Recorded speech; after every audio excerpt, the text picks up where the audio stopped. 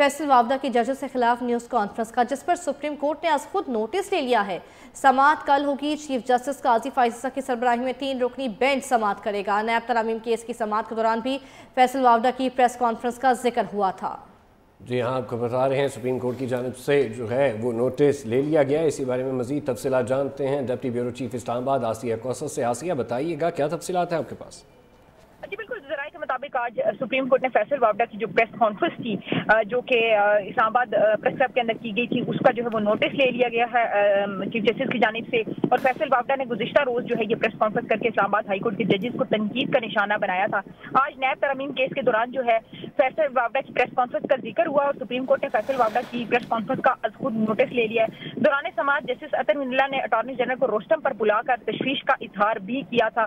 और अब फाइनली जो है वो ये केस टेकअप हो चुका है। खुद नोटिस इस पर लिया जा चुका है। चीफ जस्टिस की सरबराही में कल 3 रुकनी बेंच जो है वो इस केस की समाअत करेगा, जिसमें जस्टिस इरफान सादत और जस्टिस नईम अख्तर जो हैं वो इस बेंच का हिस्सा होंगे। या मैं आपको ये भी बताऊं कि ये जो प्रेस कॉन्फ्रेंस फैसल वावदा की जानिब से की गई थी, इसमें इस्लामाबाद हाई कोर्ट के जजेस के ऊपर जो है वो तनकीद की गई थी।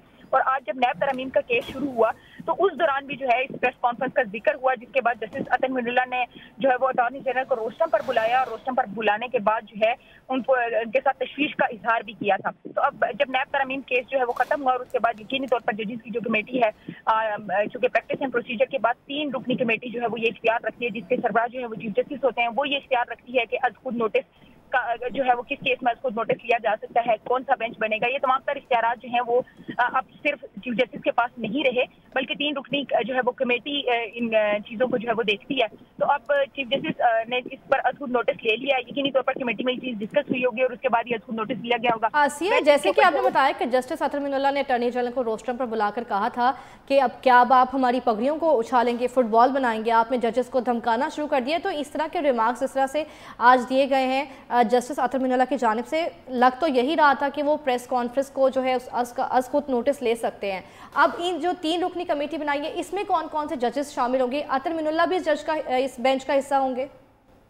जी, जस्टिस अतर मिनल्ला इस बेंच का हिस्सा नहीं है। इस बेंच की सरबराही जो है वो चीफ जस्टिस खुद करेंगे और साथ ही साथ जस्टिस इरफान सादत और जस्टिस नईम अख्तर अफान जो हैं वो इस बेंच का हिस्सा होंगे। अतर मिनल्ला की जानिब से जस्टिस अतर मिनल्ला की जानिब से अटॉर्नी जनरल को रोस्टम पर बुलाया गया था और ये कहा गया था कि अब आप जो है वो हमारी पगड़ियां उछालेंगे और उसका फुटबॉल बनाएंगे। इस तरह के रिमार्क्स जो हैं वो जस्टिस अतर मिनल्ला की जानिब से दिए गए थे, क्योंकि फैसल वावदा की जो अगर गुज़िश्ता रोज की प्रेस कॉन्फ्रेंस की बात की जाए तो उसमें इस्लामाबाद हाई कोर्ट के जो जजेस हैं उनको शदीद तनकीद का निशाना जो है वो बनाया गया था। इससे कबल भी हमने देखा कि माजी के में जो है जजेस को तनकीद का निशाना बनाया जाता रहा है। अगर हम बात करें साबिक चीफ जस्टिस की, तो साबिक चीफ जस्टिस उमर अता बंदियाल जब चीफ जस्टिस थे तो उनके आखिरी वक्त में जब सुप्रीम कोर्ट के कुछ उनके आखिरी दिन बाकी थे तो सुप्रीम कोर्ट के बाहर जो है वो पीडीएम गवर्नमेंट की जानिब से एक एहतजाज कम धरना जो है वो दिया गया था। बैनर्स के ऊपर जो है वो उनको तनकीद का निशाना बनाया गया था। तो हमेशा से हम देख रहे हैं कि सियासतदान जो है वो जजेस को मुख्तलिफ अंदाज में तनकीद का निशाना बनाते हैं और इस बार शायद तनकीद का निशाना बनाना जो है वो फैसल वावदा को महंगा भी पड़ सकता है, क्योंकि जिस अंदाज से जो है वो जजेस को तनकीद का निशाना बनाया गया और अब जिस तरह से खुद नोटिस इस पर लिया गया है